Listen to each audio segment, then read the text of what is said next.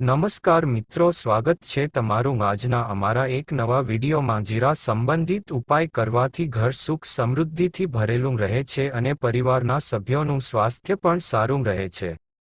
જીરાના આ ટોટકાઓ આર્થિક સ્થિતિને મજબૂત કરવા અને કામમાં આવતી અડચણોને દૂર કરવા માટે ઉપયોગી માનવામાં આવે છે।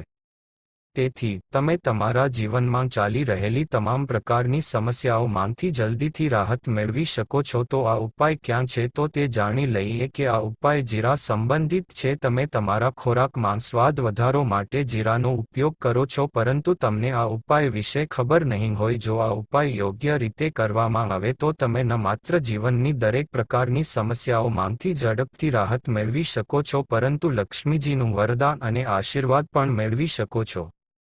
જ્યોતિષશાસ્ત્રમાં જીરાના આવા ઘણા ઉપાયો જણાવવામાં આવ્યા છે જે રાહત મેળવવા માટે ઉપયોગ કરી શકાય છે, અને તમે તમારા ગ્રહોને પણ સંતુલનમાં લાવી શકો છો। એટલું જ નહીં, પરંતુ તમે તમારા જીવનમાં ચાલી રહેલી પૈસા સંબંધિત સમસ્યાઓથી પણ રાહત મેળવી શકો છો। જ્યોતિષશાસ્ત્ર અનુસાર જીરું જે ઘરમાં ભોજન બનાવવામાં મદદ કરે છે, જો તેનો ઉકેલ જ્યોતિષશાસ્ત્ર અનુસાર યોગ્ય રીતે અને યોગ્ય સમયે કરવામાં આવે તો તમને દેવી લક્ષ્મીની કૃપા મળી શકે છે। આ પછી તમારા જીવનમાંથી માત્ર પૈસા સંબંધિત સમસ્યાઓ જ નહીં, પરંતુ તમને દેવી દેવતાઓની કૃપા પણ પ્રાપ્ત થશે। તમારા જીવનમાં પૈસા આવવાના તમામ રસ્તાઓ ખુલી જશે। મિત્રો, જીરા સંબંધિત ઉપાયો ધીમે ધીમે કરવાથી ઘરમાં સુખ સમૃદ્ધિ આવે છે। જો આ ઉકેલ યોગ્ય રીતે કરવામાં આવે તો તમારી આર્થિક સ્થિતિ પણ ઘણી મજબૂત રહે છે। જીરાનો યોગ્ય રીતે ઉપયોગ કરવાથી જીવનમાં સતત આવતી સમસ્યાઓ દૂર થાય છે। બીજી તરફ, તમારું ભાગ્ય કેવી રીતે આકર્ષિત કરી શકાય? તમે જે પણ કાર્ય શરૂ કરો છો તેમાં તમને સફળતા મળે છે। મિત્રો, ધારો કે તમારી કુંડળીમાં વાસ્તુ દોષ છે, મંગળ દોષ છે અથવા શનિ દોષ છે, તો તમારા જીવનમાં ઘણી સમસ્યાઓ રહે છે, જેનાથી તમે ભાંગી પડ્યા છો। તમારા જીવનમાં તમે જોઈ રહ્યા હશો કે પૈસા આવવાનું બંધ થઈ ગયું છે, તમને કોઈ પણ બીમારી થઈ ગઈ હોય અને તેનો ઈલાજ પણ નથી જડી રહ્યો, પણ કોઈ ફાયદો નથી થઈ રહ્યો। તો મિત્રો, તેના માટે આ વિડીયોને અંત સુધી ધ્યાનથી સાંભળજો, અને જો અમારી ચેનલ પર પહેલીવાર આવ્યા હોય તો ચેનલને સબસ્ક્રાઇબ જરૂરથી કરી લેજો, વિડીયો લાઇક અને તમારા મિત્રો સાથે શેર કરજો। અમે તમને શાસ્ત્ર પ્રમાણે જીરાના એવા ઉપાયો વિશે જણાવવા જઈ રહ્યા છીએ જેને જો તમે યોગ્ય સમયે અને યોગ્ય રીતે કરશો તો તમને દરેક પ્રકારની સમસ્યાઓમાંથી રાહત મળશે। કારણ કે મિત્રો, આ એક ખૂબ જ સરળ વસ્તુ છે જે ખૂબ જ સરળતાથી મળી શકે છે, પરંતુ તેનો ઉપાય કેવી રીતે કરવો તે તમે જાણતા નહીં હોવ। મિત્રો, એક વાતનું ધ્યાન રાખો કે તંત્ર શાસ્ત્રમાં જીરાના ઉપાયને સર્વશ્રેષ્ઠ ઉપાય જણાવવામાં આવ્યો છે। આ વાત તો એટલી હદે આગળ વધી ગઈ છે કે જો કોઈ વ્યક્તિ લક્ષ્મી માતાના આશીર્વાદ મેળવવા ઈચ્છે છે અને જો તે તેની સામે માત્ર જીરાનો ઉપાય સાચા હૃદયમાં અને યોગ્ય સમયે કરે તો તેને લક્ષ્મીનું વરદાન અને આશીર્વાદ મળે છે, અને તે પછી તેને ક્યારેય અનાજની અછતનો સામનો નથી કરવો પડતો। તેથી જ મિત્રો, જો તમે પણ ઈચ્છો છો કે દેવી લક્ષ્મીજીની કૃપા હંમેશા તમારા પર અને તમારા પરિવાર પર બની રહે, અને દેવી લક્ષ્મીજીના આશીર્વાદ સાથે તમારા જીવનમાં ધનનો વરસાદ થાય અને પૈસાની અછત ન સર્જાય, તો તેના માટે દેવી લક્ષ્મીજી તમારા ઘરની નજીક હોવા જોઈએ।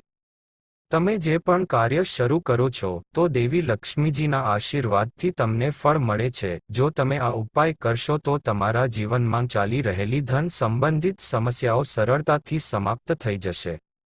જો તમે ઈચ્છો કે તે સંપૂર્ણ રીતે થઈ જાય તો આ ઉપાયની 5 શુભ અસર અથવા ઉપાયો કરવા પડશે। હવે શુક્રવારનો દિવસ તે દેવી લક્ષ્મીજીને સમર્પિત છે। શુક્રવારે દેવી લક્ષ્મીજી ખૂબ જ પ્રસન્ન હોય છે અને તેમના બંને હાથ વડે તમારા પર આશીર્વાદ વરસાવે છે, અને જે ઉપાયો અમે તમને અહીં જણાવવા જઈ રહ્યા છીએ તે કર્યા પછી તમને અનેક ગણો લાભ થશે।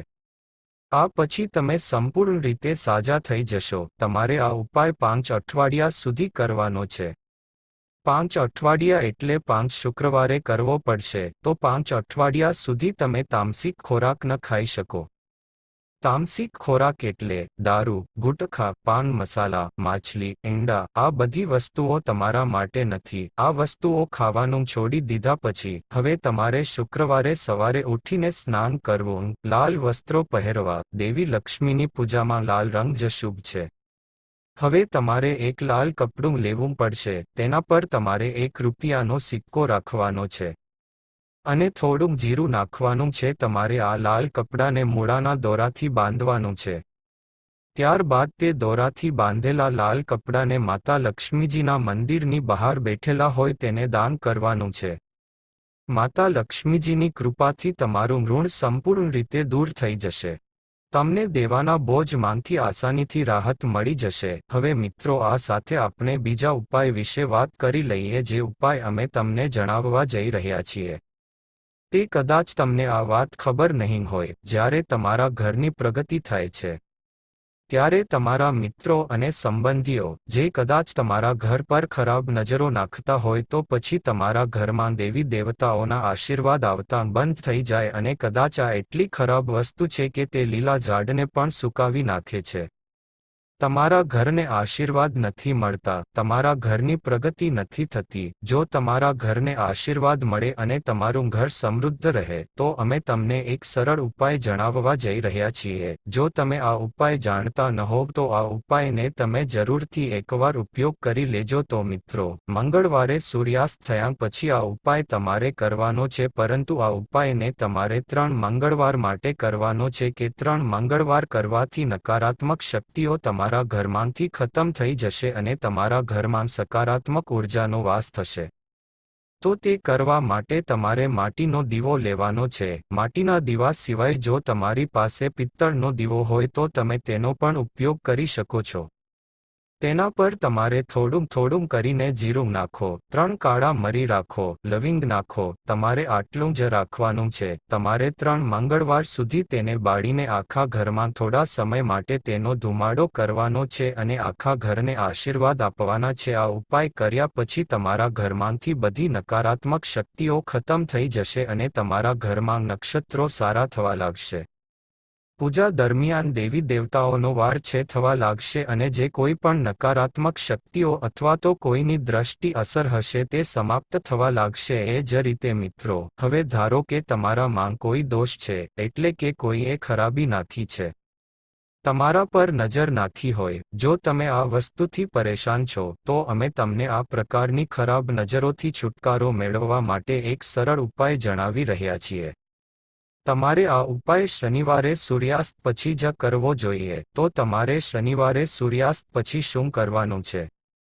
તો તમે એક મુઠ્ઠી જીરું લો. ત્યારબાદ જે કોઈ પણ લોકો પર આ નજર નાખેલી હોય તો તેમની ઉપરથી તમારે આ જીરુંને ઉતારવાનું છે. ડાબી બાજુથી જમણી બાજુ ઉતારવાનું છે. ત્યારબાદ તે ઉતરાવીને તે જીરાને તમારે ઘરની સામે કોઈ પણ જગ્યાએ તમારે આ જીરાને વાવી દેવાનું છે અને આ જીરાને શનિવારે વાવવાનું છે. તો મિત્રો, આ ઉપાય કરવાથી તમારા પર કોઈ ખરાબ નજરો હોય છે તે ખરાબ અને છે રોજ સમાપ્ત થઈ જશે અને તમને કોઈ પણ કાર્યમાં જલ્દી જ પ્રગતિ મળવા લાગશે અને સફળતા પણ મળશે. મિત્રો, એક વાત, જો રાહુ કેતુ કોઈ વ્યક્તિને સાથ નહીં આપી રહ્યા તો પછી ભલે તે ગમે તેટલી મહેનત કરે, તે ક્યારેય આગળ વધી નથી શકતો.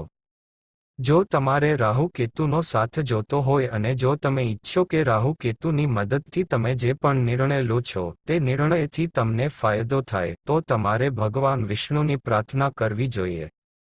મિત્રો, એક વાત ધ્યાનમાં રાખો, જે કોઈ પણ મનુષ્યના રાહુ અને કેતુ દ્વારા નિયંત્રિત છે તે ભગવાન વિષ્ણુજીના હાથમાં છે અને જો તમને ભગવાન વિષ્ણુજીની પ્રાર્થના કરો છો તો તમને લક્ષ્મીજીના આશીર્વાદ પણ મળે છે. તો તમારે શું કરવું જોઈએ? આ ઉપાય કરવા માટે તમારે 3 ગુરુવાર સુધી આ ઉપાય કરવો પડશે. 3 ગુરુવાર એટલે કે તમારે 3 ગુરુવારે તામસિક ભોજન કરવાનું નથી. ગુટકા, પાન મસાલા, દારૂ, આ બધી વસ્તુઓ ન કરો. તમે 3 ગુરુવારે આ ઉપાય કરી શકો છો. શા માટે તમારે ગુરુવારે કરવો જોઈએ? તો ગુરુવાર એ ભગવાન વિષ્ણુનો દિવસ છે. તો તમારે આ ઉપાય કરવા માટે સવારે ઉઠવું પડશે, સ્નાન કરવું પડશે, અને તમારે આ દિવસે પીળા રંગના વસ્ત્રો પહેરવાના છે, કારણ કે જ્યારે ભગવાન વિષ્ણુની પૂજા પીળા રંગમાં કરવામાં આવે છે તો તે પૂજા વહેલી તકે પૂર્ણ થાય છે. પીળા વસ્ત્રો પહેર્યા પછી તાંબાનો વાસણ લો, તેમાં પાણી ભરો અને એક મુઠ્ઠી જીરું લો. તમે કોઈ પણ પીપળના ઝાડની નજીક જાઓ. તમારે પીપળના ઝાડની પાસે શા માટે જવું પડશે? કારણ કે પીપળના વૃક્ષમાં ભગવાન વિષ્ણુજી બિરાજમાન છે. તો તમે આ એક મુઠ્ઠી જીરાને પીપળાના વૃક્ષની પાસે દાટી દેવાનું છે. ત્યારબાદ તમારે જે કોઈ પણ પાણી છે તે પાણીનો છંટકાવ કરતા જવાનું છે અને પીપળના ઝાડની પરિક્રમા કરતી જવાની છે, અને આ સાથે જ તમારે પરિક્રમા કરતી વખતે ભગવાન વિષ્ણુજીના બીજ મંત્રનો જાપ કરો. ઓમ નમો ભગવતે વાસુદેવાય નમઃ. આ મંત્રનો જાપ તમે પરિક્રમા કરતી વખતે આ મંત્રનો જાપ કરતો જવાનો છે, અને આ મંત્રનો જાપ તમે ઓછામાં ઓછો 7 વાર કરી શકો છો. આમ કર્યા પછી તમારા ઘરમાં માતા લક્ષ્મી અને શ્રી વિષ્ણુ ભગવાન બિરાજમાન થઈ જશે અને તમારા ઘરમાં સુખ, સમૃદ્ધિ અને ઐશ્વર્ય પ્રદાન કરશે. જો પૈસા હાથમાં નથી ટકતા તો જીરા સાથે જોડાયેલા આ ટોટકા ચોક્કસ અજમાવો. શુક્રવારે માતા લક્ષ્મીની તસવીર અથવા મૂર્તિની સામે લાલ કપડું પાથરી દો. હવે તેના પર મુઠ્ઠીભર જીરું નાખો અને થોડા સિક્કા રાખો.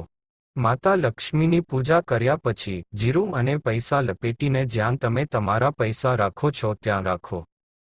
એવું માનવામાં આવે છે કે તેનાથી ઘરમાં દેવી લક્ષ્મીની કૃપા આવે છે અને આર્થિક સ્થિતિ મજબૂત બને છે. જો તમારી આસપાસ નકારાત્મક ઉર્જા હાજર હોય અથવા તમને ખરાબ નજર લાગી હોય તો જીરાના થોડા દાણા લો અને તેને 7 વાર માથા પરથી ઉતારો અને તેને આગમાં નાખી દો. આમ કરવાથી નકારાત્મક ઉર્જા નાશ પામે છે અને સકારાત્મક ઉર્જા ચારે બાજુ આવે છે. દર ગુરુવારે સવારે જીરું ખાધા પછી ઘરની બહાર નીકળવું જોઈએ. એવું માનવામાં આવે છે કે આમ કરવાથી દિવસ સારો જાય છે અને જે કામ માટે તમે ઘરની બહાર જઈ રહ્યા છો તે કામ પૂર્ણ થવાની સંભાવના વધી જાય છે.